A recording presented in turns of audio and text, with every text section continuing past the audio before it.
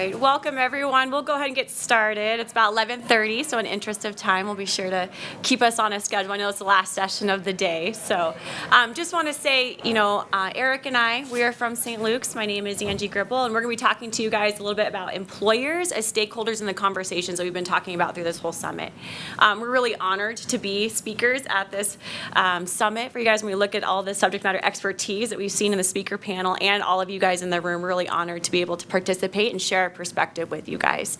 We hope that this is an interactive presentation, so if you guys have questions or thoughts or concerns or feedback, please raise your hand and we'll stop at any time and flush that out for you. So again, we're talking from the perspective of employers today. So we as St. Luke's are a large employer in our state, and we have some successes that we've experienced in conversations around transportation plans, design, support, advocacy, but we're going to be speaking about employers in general. So you'll see some success stories from other employers that we've seen throughout the state and throughout the nation, and then also just why should employers care in general. So as you guys are approaching these conversations with decision makers, with leaders, as you're trying to build coalitions and you're trying to rally people around to help you move your cause, how could employers and why should employers be a part of that conversation to help you move the needle? That's what we're hoping to accomplish today. So as I was doing some research on this, I found this quote. I think it sums everything up really nicely. So just to read that to you guys, transportation for people, it's a way to get to work, a way to get to training, a way to get to job interviews, appointments, childcare. So when it's affordable, reliable, and accessible, and we don't have that, employees and businesses really struggle. So transportation is vital to a lot of those components for employers and employees in general, not just get to and from work, but getting to training, getting to interviews, and even making that possible. And when you think about all the trips that happen on our roads today, whether that's biking, walking, busing, driving, a lot of those are employment related. So employers do have a big stake in the game when it comes to transportation.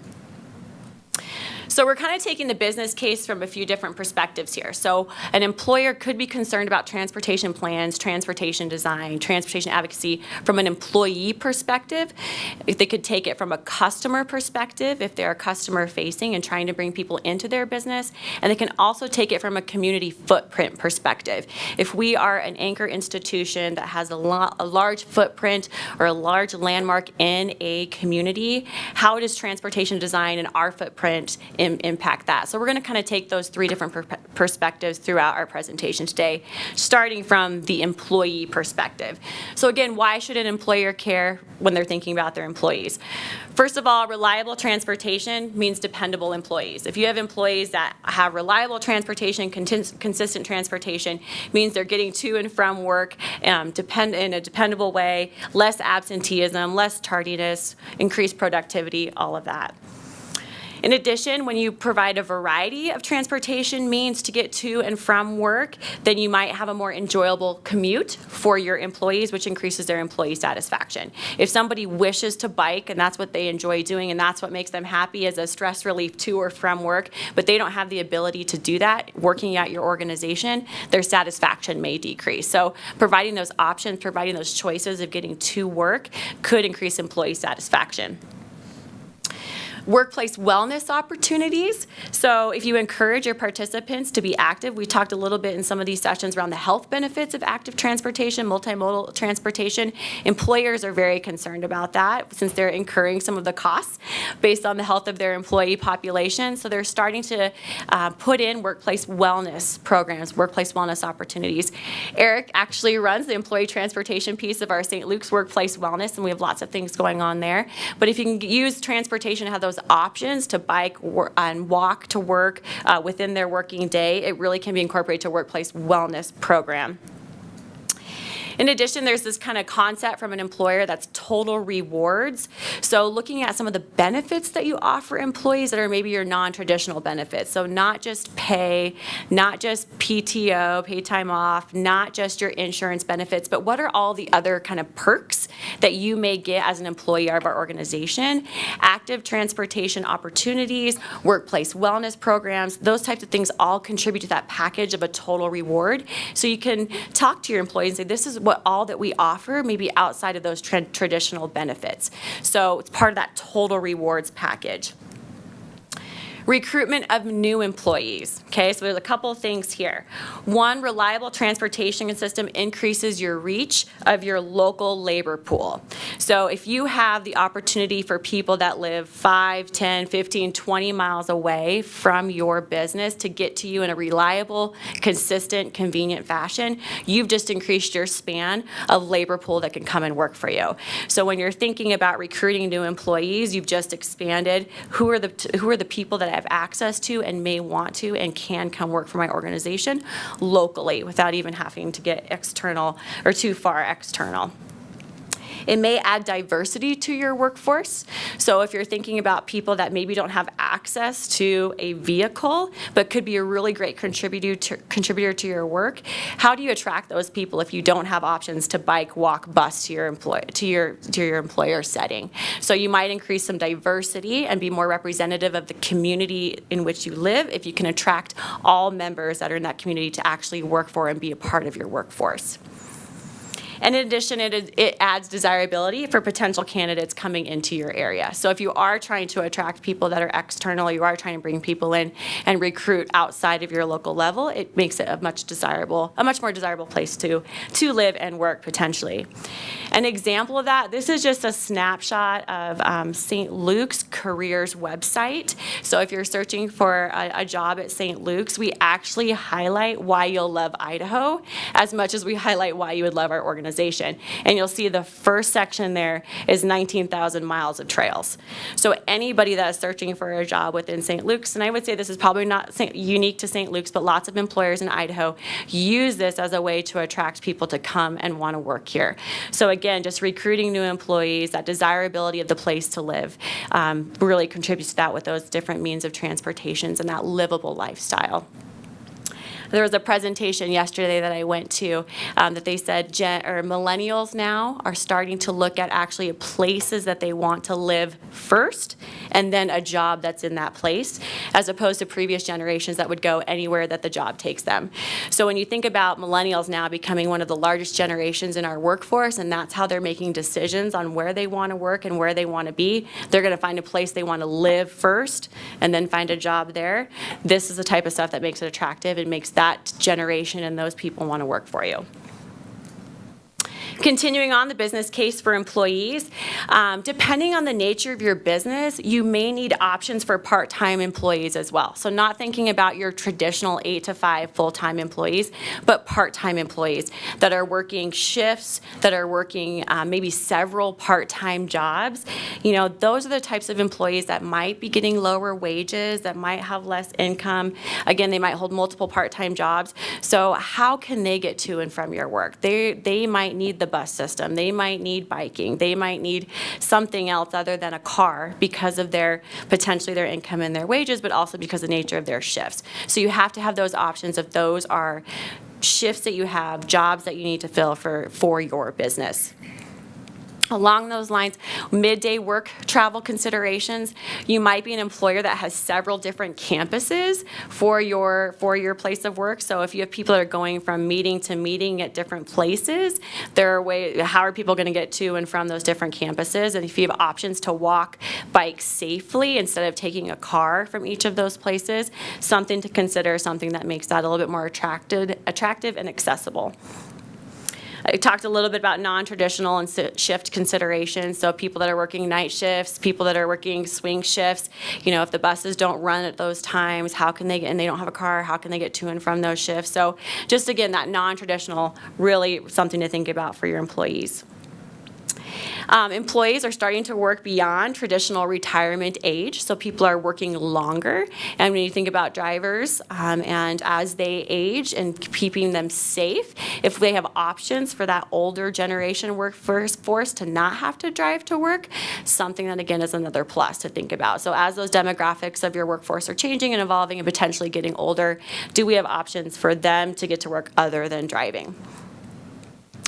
Rural employees access to central hubs. So as businesses are maybe incorporating ways for telecommuting or working from home, you may be recruiting staff that live in rural areas and spend the majority of their time working from home, but need access to a central hub at certain times, meetings, conferences, every so often. So if we are a Boise-based organization that has some employees working in Emmett or working in Homedale, but they need to come to Boise every so often, what's their way to get to us, and how can we assist them in that? And then finally, concerns about employee injuries and safety. So if you're having employees that, again, traveling midday to and from campuses, or like at St. Luke's, we have employees that go to and from Twin Falls all the time during their work hours when they're on the clock. We want them to be as safe as possible for liability reasons as an employer. So something to think about. In the last session, the mayor from Emmett mentioned Snowmageddon. Last year when we had that large, tough winter, we as Workplace Wellness are encouraging people to bike, walk during their working day and to and from work, but then we have all of these weather concerns. So then our workers' comp and safety people are saying, stop, don't let people bike and walk. So, that safety piece is really something that we're concerned about. So as much as infrastructure and transportation plans and designs can help alleviate some of those concerns for an employer, then they'll be more likely to encourage their employees to take advantage and be active. So another thing to think about as an employer, player hat. All right, business case for customers. So those customer-facing employers, why would they care about transportation plans? They want to maximize on-site space for customers versus employees. So thinking about parking specifically, if I have to have so much parking for my employees, that's taking away from prime real estate that I could be using for my customers, that I could be using to sell my business, that I could be doing other things with. So if I'm able to help contribute to transportation plans that I don't have to have an on-site parking lot for my employees, I might be able to maximize that space differently to help bring in some money or bring in some extra customers. Allowing for a variety of customers to access your business easily. So again, not limiting your customer pool to only those people that can drive or only those that have a vehicle. How can we allow for those that are wanting to bike, walk, bus, people that are out for leisure because they're doing those things for recreation but happen to pass by our store as well? How can we give them access and increase our customer pool? Again, making your business attractive to passersby. So if people are coming by for other reasons that they're doing for recreation, bring them into our business. Mixed use developments provide easy access to businesses. So we've talked about land use, we've talked about mixed use, making dense, all of that. If we are able to put businesses co-located with residential and have that be a much shorter commute for people, that may bring more customers into our business as well, because those customers are right there. And then finally, decreasing transportation costs for consumers can free up dollars for them to spend at businesses. When you look at some of our household incomes and start to chunk away what they're spending on different items, food, housing, and then transportation is obviously a chunk of that. If that chunk gets decreased, that just frees up more dollars for them to spend in a different way, which can help boost your business as well. So in general, kind of think about that global trickle-down impact, economic impact of all businesses. If you can decrease the dollar out of people's pockets that they're contributing towards transportation, means they can spend that elsewhere. Oh, and then also kind of creatively thinking of means of advertisement. So if you have a really robust infrastructure for, say, public transit that tons of people are using, then employers can start to see, gosh, that's an opportunity for me to get some advertisement. So whether it's at bus stops, whether it's the bus benches, fix-it stations for bikes, on buses in general, those are opportunities for employers that if they see, gosh, this is a system that runs this frequent and reaches these many people, and I can get my name out there and support that, that's an advantage for them. If we have transportation that is not being frequently used, that's not an attractive means of advertisement potentially for businesses. So just another way to think about that lens and the benefits of transportation and why businesses may be involved. So then thinking from a community footprint standpoint, so employers can be large anchor institutions in our communities. So how does that impact transportation plans, or why might they be thinking about transportation plans from that perspective? One is their own infrastructure could be an opportunity to be accessed by community members. So if that business has a large enough campus and they can put bikeways, walkways, sidewalks around their campus, that might be used by community members and not just their employees outside of working hours. So another example just from St. Luke's, if you guys are familiar with our downtown campus in Boise and some of the redesign that's happening there, we're able to put a cycle track around our campus with that new construction. And so that cycle track will absolutely be accessed by community members at any time, and not just because they're coming to St. Luke's as a business, but because it's located in downtown Boise in between some key neighborhoods in town. So our infrastructure and what we have on our campus impacts the transportation and access for community members in general. Environmental impact considerations, so as you think about air quality and things like that, how many cars are on the road, if you are having all of your employees come in single occupancy vehicles parking at your facility, the impact that you have on air quality and those types of things can be something that employers can consider and think about. And what kind of impact do they want to make? What do they want to take pride in and whatnot? Opportunity to create community partnerships. So if you are, again, like from a workplace wellness perspective, we make some community partnerships with local bike shops and local walking shops, a shoes running company, for example, to support them. So in our workplace wellness, we encourage our employees to bike and walk to work, and then they get benefits at some of those other organizations. So we create community partnerships with other local businesses to promote them and support them based on what we're doing. So employers may want to connect with each other to support these types of things in the community. Employers can participate in larger community initiatives and recognition programs, for example, bike friendly. So employers can take advantage of some of those programs out there to be qualified as bike friendly. They can take pride in that, they can be recognized at that, and they can contribute to a larger community initiative around that. So if the city in general is trying to get certain status or is having a certain campaign, employers can contribute that, highlight that, take pride in that, and show that they're contributing to something larger than themselves.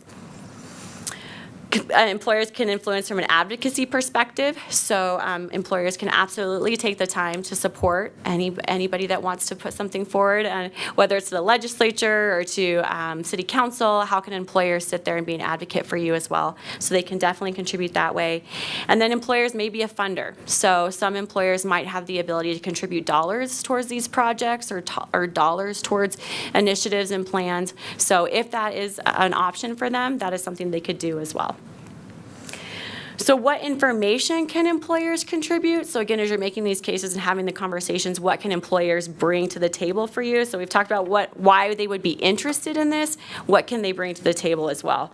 They can bring their employee demographic information, so they can talk to who is working at my location. Here's where we are. Here's who's coming to town. Here's what their shifts are. Here's what their ages are, their incomes, all of those things, so they can help contribute. Who are we bringing to our place of employment, if that's helpful?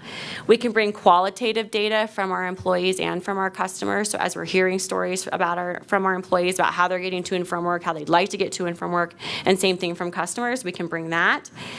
We can share future plans for business growth or business models to help aid in projections. So as planners are thinking 5, 10, 20 years down the road, businesses can bring that to the table. Here's what we're thinking. Here's our business growth projections. How does that fit in? How should that be considered? Those types of things. We can help identify locations for training for their available jobs that we want future employees to consider. So if we have certain institutions that are offering training that, gosh, we want those qualifications for our employees, how can we get people to and from there easily so that they are qualified and ready to then work at our place of employment?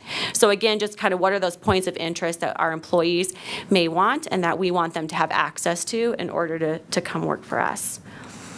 And then provide connections to and leverage relationships with other businesses or associations. So businesses and employers may connect and have regular communication with each other. So if you're looking to get to an organization, coalition, or a partner, there might be employers that could help connect you to that.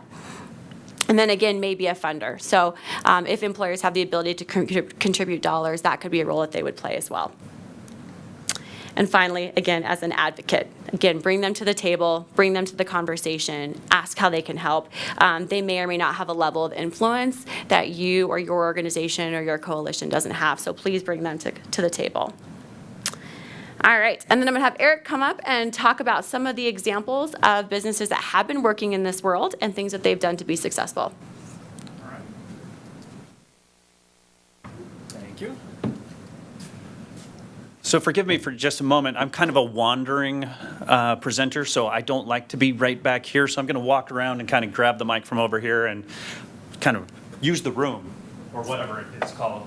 I'm a former PE teacher, so I like to think that my voice projects loudly enough. So I'm not really a big fan of these because I don't know how to hold them. But so Angie's very nicely kind of given us a snapshot of what employees can do, or what businesses can do in terms of employees, in terms of their consumers, and in terms of the community, and how we can kind of continue to build this process, right? And so what I want to talk about today is how we can kind of think big and how we can think small about some of these processes. So is it going to be a large community initiative, or is it something very simple that most businesses can do probably on Monday?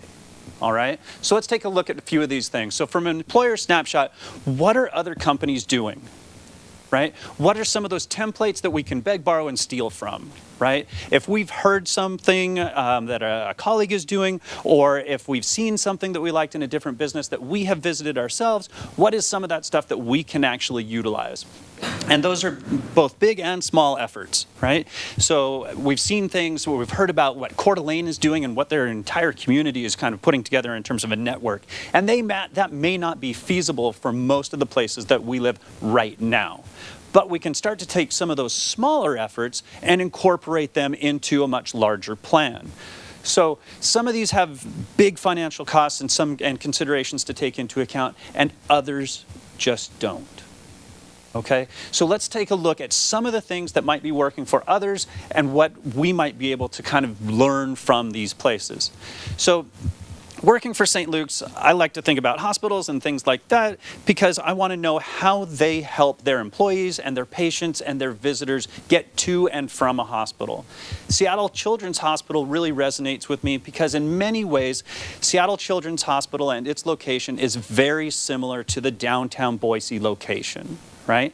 It's about 6,000 employees. They have some really great networks to get people there in terms of biking and pedestrian activity. And so we've got some of those things already working for us with St. Luke's as well. But they're not just stopping there. They're really trying to incentivize employees that might live 15 or 20 miles away on how they get there too. So they have a charging program, which sounds like heresy in Boise because we are always so used to free parking. And as soon as we extend the hours on the meters from 6 until 8 p.m., everybody's in an uproar. And if you do it on Saturdays, it's still an uproar, right? I want my 20 minutes so that I can go over to the farmer's market and get my fresh vegetables. But Seattle Children's has started charging their employees, and they charge them $4 a day if you come in a vehicle, especially if it's single occupancy, right? So one of the things that they do to incentivize that is down at the bottom. If you ride your bike to work, you get that money back. All right, we're actually going to pay you $4, and there's no limit to it. So you can do that as many times as you want throughout the course of the year. And Seattle Children's spends thousands of dollars each year to go ahead and incentivize that. But those thousands of dollars are cheaper than creating parking spaces.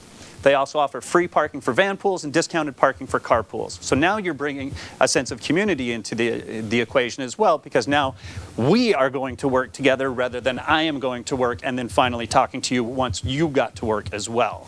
Right? So we have a new opportunity there to create some of that community and create some of those different networks that are there.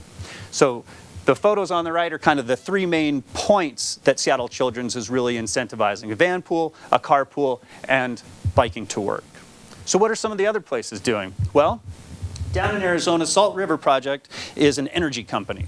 And so it's a nice connection for an energy company to think about bikes and how do we get to work and van pools and all that stuff. Well, they're really encouraging rideshare. And the biggest way that they do that one is by encouraging van pools. And the company there is willing to take on the entire lease of the van and go ahead and say, we'd like to give you a van, you drive it, you ride it, we'll pay for everything on the van except gas. All you have to do is split the cost of gas. And so if you've got 7 people in that van that are driving to work, you split the cost of gas 7 ways. It's a great way to be able to get to work, and it makes it very feasible and encouraging for those employees.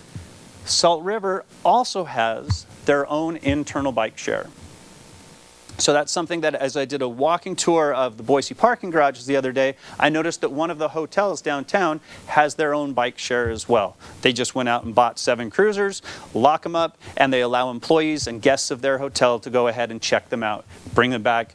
Hey, we're in good shape here. So there's some alternative ways that we can kind of take a look at what other companies are doing elsewhere. Couple of more for you. This is where it starts to get into the big dollar commitments.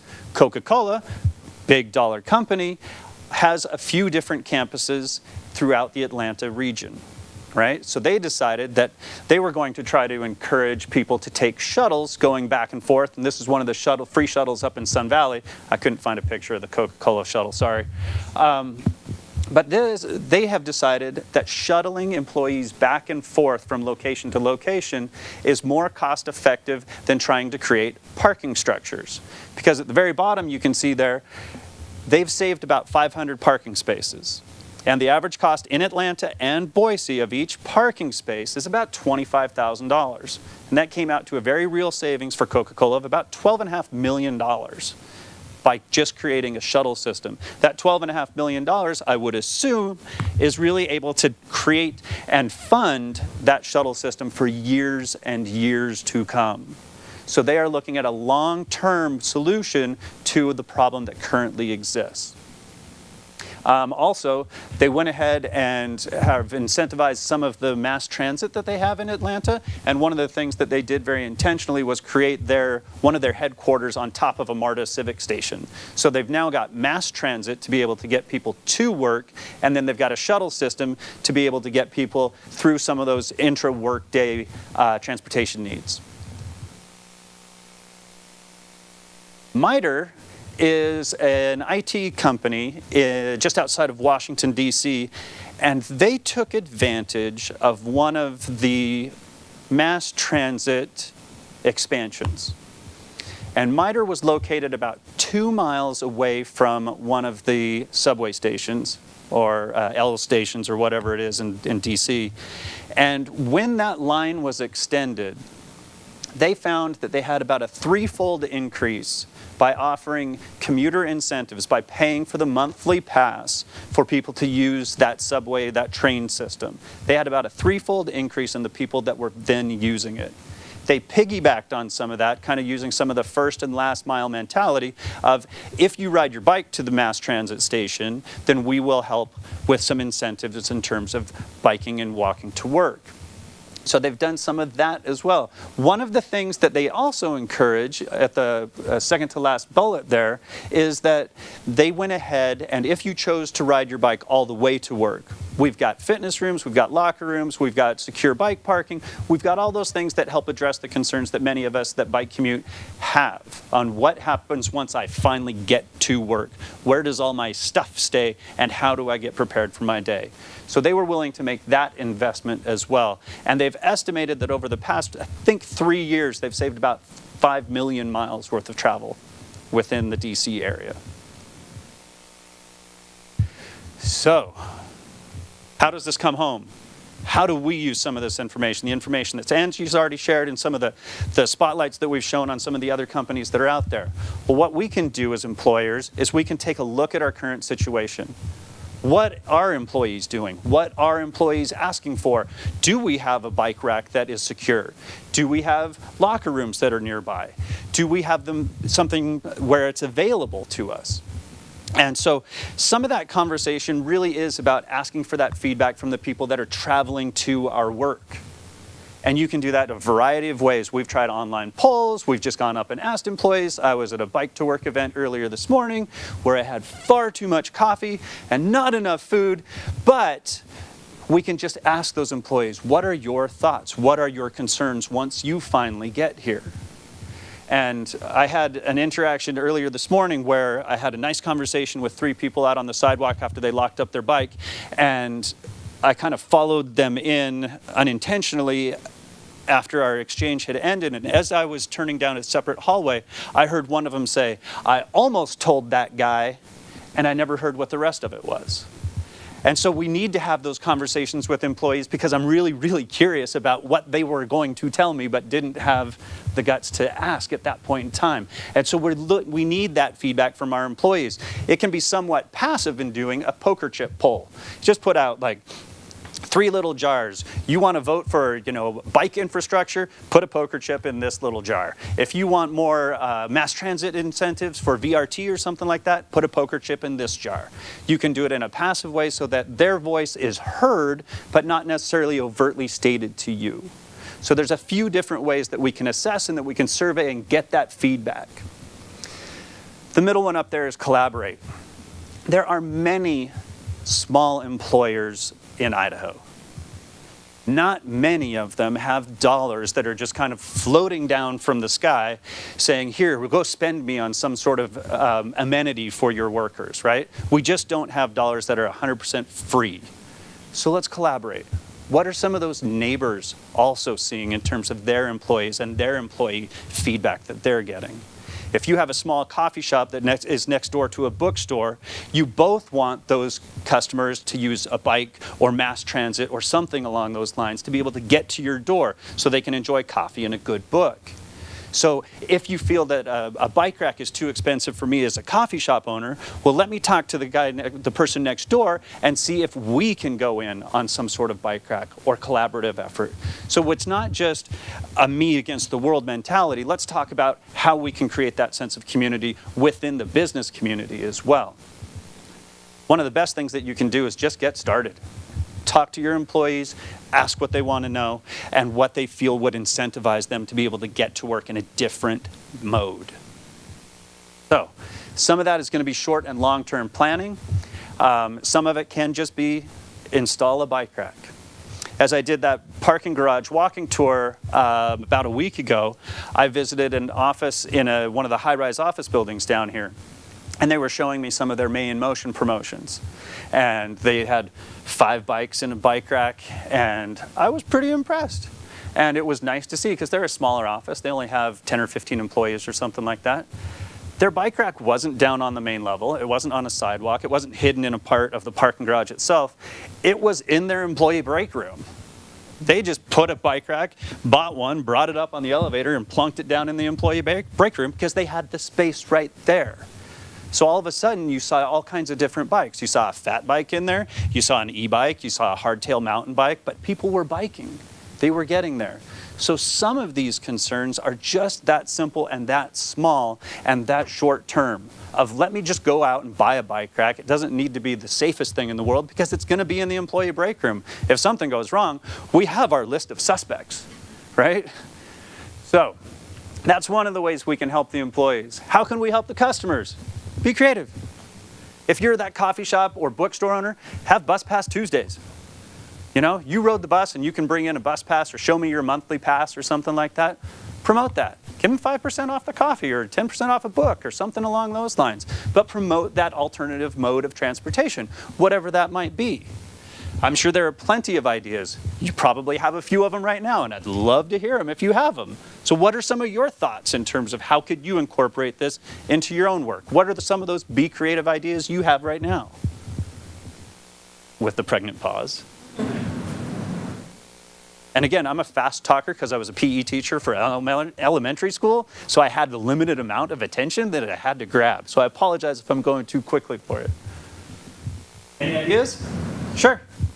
They did free ice cream last night if you bike there. There you go. Bike share station. Perfect. Stuff like that. So you probably got some of that walk-in business, and you may have gotten a free ice cream.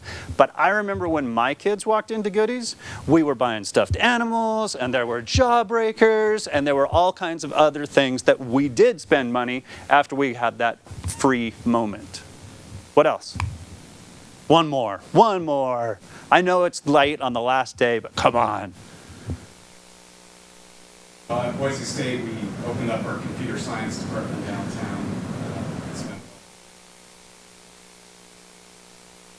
And we developed a shuttle route to go back and forth for downtown. And now we get people from all over downtown that use that all the time. When we first entered that with our leadership, there was a lot of concerns that parking demand for downtown would be in the hundreds to 200s maybe, and our demand is around 40 to 50 spaces, and people use that shuttle all the time to go back and forth from downtown to campus. And a lot of people that live and work downtown use that shuttle. And I imagine a lot of the businesses that are right there along that shuttle line are experiencing some of that increase in business due to the fact that you have more than just students using that shuttle.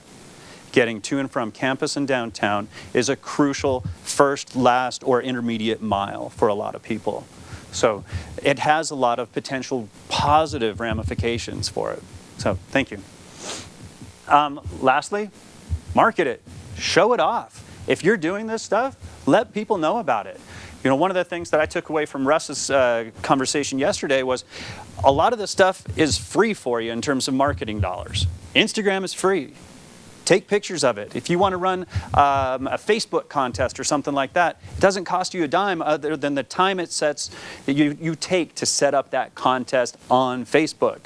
So in 30 minutes or an hour or something like that or less, you can have that Facebook contest up, running, and going immediately. But scream it from the rooftops. Let people know what you're doing. Don't hide it. Don't keep it secret in a corner. We want to know about it. All of us. But how do we help the community with all this stuff? Use some of those existing resources. One of the things, and I've kind of made a mental note to not talk about St. Luke's during this section because I don't want it to be about a St. Luke's profile, but one of the things that I'm very proud of for St. Luke's doing is sponsoring the Boise Green Bike. And one of the things that we've really encouraged is the use of our employees for that resource.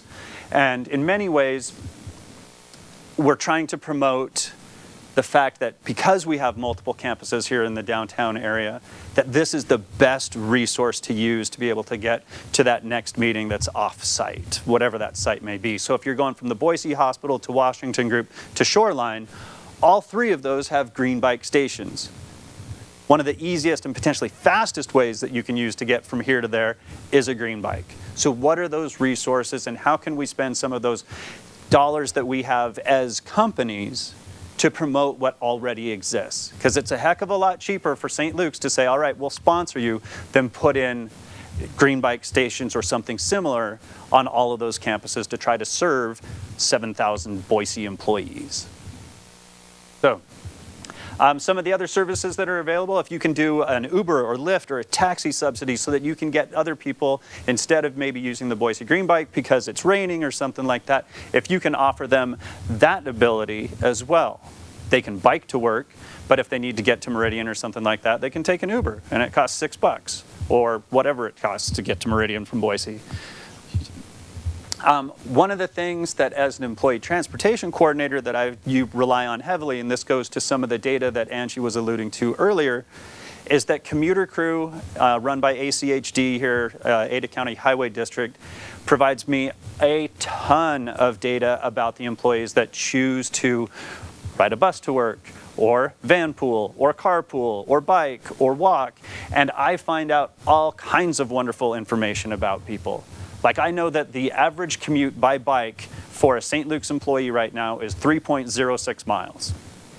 So now I know that my marketing effort for St. Luke's employees that might live nearby and inside that radius of a circle drawn from the Boise Hospital, within about 3 miles, I've got cyclists and walkers. Outside of 3 miles, I've got van poolers and bus riders, because the average bus trip was about 18 miles. I think that is one-way information. Good question. Yes, I think it's per single trip, single directional trip. One of the other nice things about it is it does have ride matching for every single opportunity that we have on being able to get to work.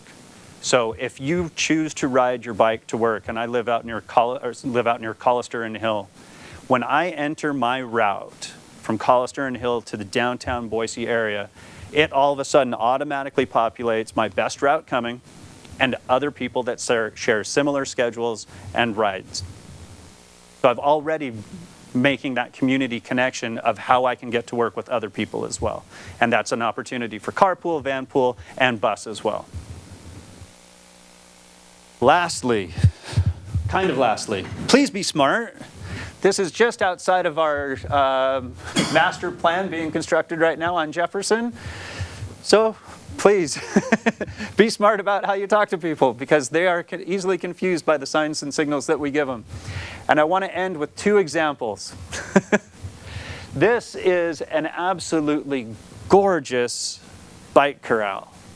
It has, let's see, badge access right there. It's got a nice little sign outlining rights and responsibilities. There's vertical bike parking, there's horizontal bike parking, it's caged, it's beautiful. And they put it on the 3rd floor of a parking garage. That's open. That's during, I think, a Tuesday, just last week. That's not in the prototype. We haven't, like opened this up to our employees or anything yet. That's open, that's available. There's not a single bike in there, anywhere. Was there talk about first floor? Being on the first floor? I cannot speak to that because I wasn't privy to the conversation that happened to plan this. I was just seeing the ramifications of what took place and what is being used or not used right now. Nope. It is a downtown Boise business. We're one of the newer high-rises that went in. Right? So, contrast that. It's smaller. It's visually not nearly as nice. I mean, this is kind of open and it's got, nice sunlight and stuff like that in there, but a hill to climb. This is main level. What's that? Boise Plaza? Yes. Yes. This one has a badge access as well. It's on the main level, and it has its own door entering from the sidewalk. People use it. So the point of that being, whatever dollars you choose to spend to help encourage your employees and your customers and the community, please be smart about it. Because we can make a really beautiful structure, but nobody will use it if we put it in the wrong place. So, big or small, let's just get started. That's it.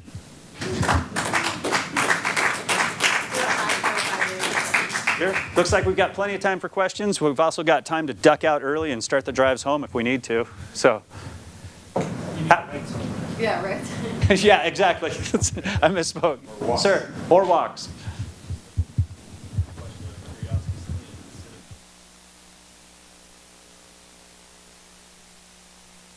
Logging. So very similar to what Commuter Crew does for ACHD, and I believe that they, I'm not sure, I can't speak to their actual internal program of what that looks like, but they are required to log their trips, so that would say on May 18th, Eric, rode his bike to work, he gets $4 added to his next paycheck. But I'm not exactly sure how that works. I know for us, we use Commuter Crew, and that is basically on an honor system, since we don't have direct control over badge swipes or anything like that. I think that may be some of the next step, especially with badge-controlled bike corrals, that if you promote that as this is the best place to park your bicycle, badge swipes will help verify usage at that point. Good question. Any others? You're ready for Friday to start, aren't you? What little things have you done to more established employees, or maybe that have been around with the company for 15 to 20 years, to get them away from that single occupancy vehicle mindset? There is a psychology behind it, and Sure. it can be challenging. It's very challenging, and so it's challenging on 2 fronts. One is, how do we just overcome the mindset of single occupancy vehicles, right? That's the tough nut to crack, and I don't have the silver bullet for that one. And I'm mixing all my metaphors, so I apologize. But I'm not exactly sure about single occupancy vehicles and how we really try to overcome that, other than marketing. Campaigns just to kind of, because it seems like some of these folks, if they try it once, there is success stories of people that have tried multimodal, where they'll park somewhere and then ride a shuttle in and things like that work. But it's tough for us. It's tough for us as well, and I think the biggest thing that we can do to help inspire people to make that choice is to market it as much as possible on as many different avenues as possible. Internal emails in a hospital setting, if it's non-clinical, if it's not about patient X, basically get deleted. So we have figured out that that is not our preferred method for some of this information to go out. But Facebook and Instagram and a lot of events like this, just being out in front of people, or Bike to Work Day, I had a ton of questions today. I talked to 150, 200 people, and many of them, the initial question was, what's this? Why are you here? And that gives me the opportunity to tell them. And it may not get people registered, but it gets people thinking. The other, real quick, and then Pat will come to you, the other part of it was that we'd had some resistance to those folks that had been part of our employee transportation program for 10 years, and they were used to doing it one way. And when we changed that, there was some resistance added to that. So not only we're trying to get the people that aren't making that choice, we're trying really not to anger the people that already are as well. So it's a tricky one. It's a tightrope walk. I would just add, I think, commitment from leadership, that it's a priority for them to make the infrastructure on your campus, that they're incentivized, it's just as convenient. So our carpool space is designated closer than single occupancy vehicles. Are they incentivized individually by these benefits from doing that? Are we penalized if we do it? So some of those systems thinking, policy thinking is a commitment from leadership in your organization. But I would also say people make decisions for single occupancy vehicle not based just on their destination, but the whole path from their home. So if the employer can be an advocate for the larger conversation of the community's design and structure and say, we've got employees traveling from here and 85% of them are single occupancy vehicles, we need to make a change on that. Who's working on public transportation from Nampa to Boise, and how can I, as Boise State or the employer, sit at that table and speak to it? So, those are probably long-term plans, longer, policy systems thinking with that, but I think it's a role employers can play, not just on their campus, but then in the community, in addition to what Eric mentioned, it's those individual conversations. Sure. Pat, I think you had your hand up. We've got a couple other questions too, but. Well, it was on the same subject. I noticed, I can't remember, it was the Seattle Hospital or the Idaho right now, but you're charging $4 for parking. Mm-hmm. Financially, it's pretty way to do your outreach. You explain to people why they're going to pay $4 is to send it to go.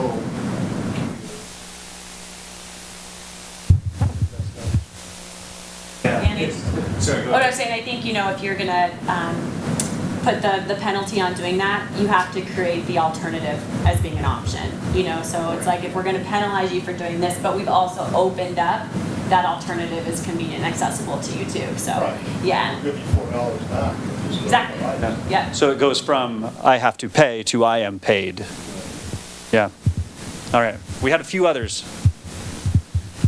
Mine is sort of a comment, I guess, because, I'm from the Magic Valley area, so True Falls, and, we're just in those growing pains places where we've just gone over, 50,000, 55,000 or whatever, and so now, we have people living in the outskirts, which would be not unlike, Nampa or Meridian or whatever from Boise, but we have a lot more space in between, and it's harder to convince people about public transportation, but we have to do it now, and so we're trying to think through that. But I think part of it is, we're trying to talk to some of our larger employers out there and say,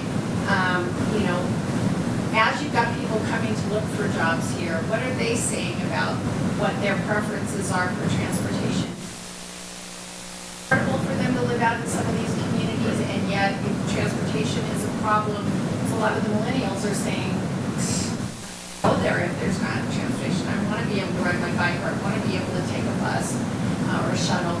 So I think that you're going to see a lot of the younger people coming up are going to actually not, if not demand it, but really want it. So you're going to see a big shift, I think, in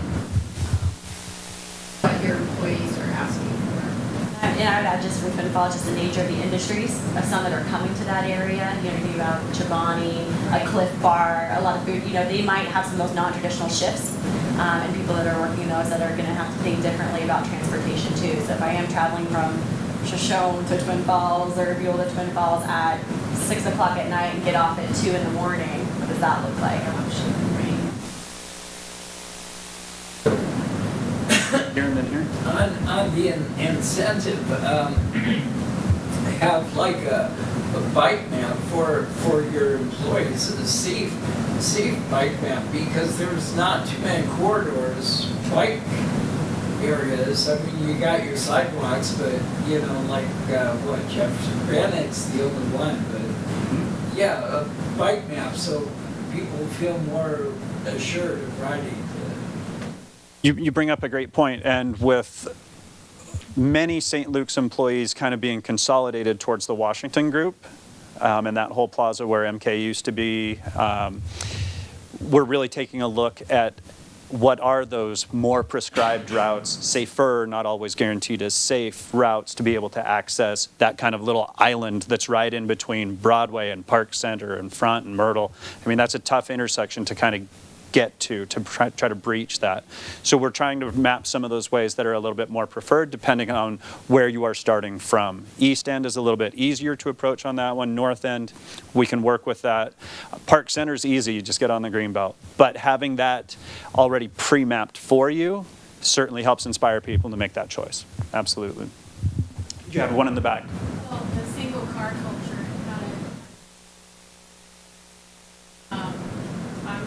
I would suggest just really going to campus.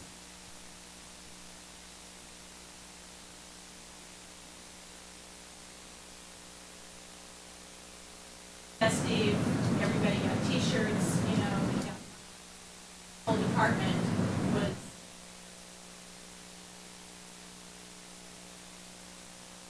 then walk to lunch, you know, walk to lunch on their lunch hour that day.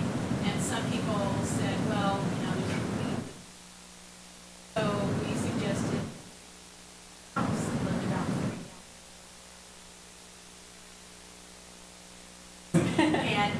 and they met there for breakfast and walked from there. And just to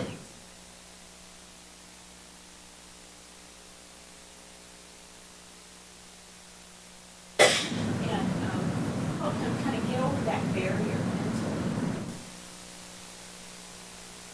And I think we saw more people walking and biking out like that.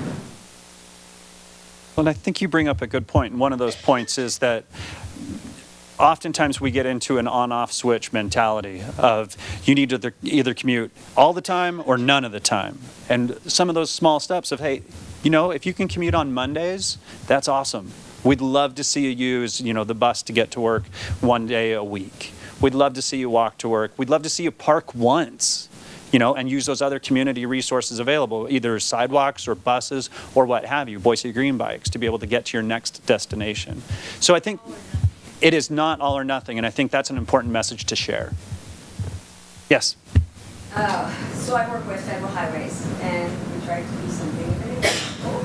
And so we have lots and lots of ways that we approach transportation, of course, multimodal. But for our employees, we promote not only, you know, bike commuting, transit commuting with monetary benefits to that, but also teleworking. More and more on teleworking, hoteling, which is a totally new term to me, but it's where people work someplace else or have shared space, and so they're not always commuting. They don't have to drive to a place of work.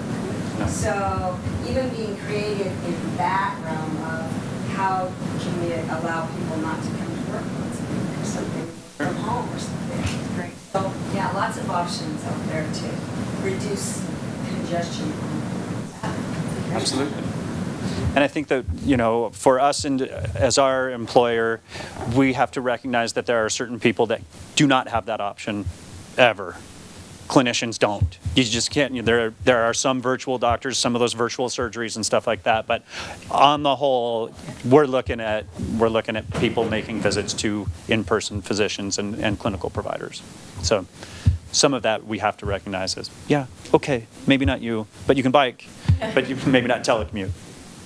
All right, I think we're out of time. We're a little bit over, I think. And so thank you all for a very robust conversation. It's been a pleasure. Thank you.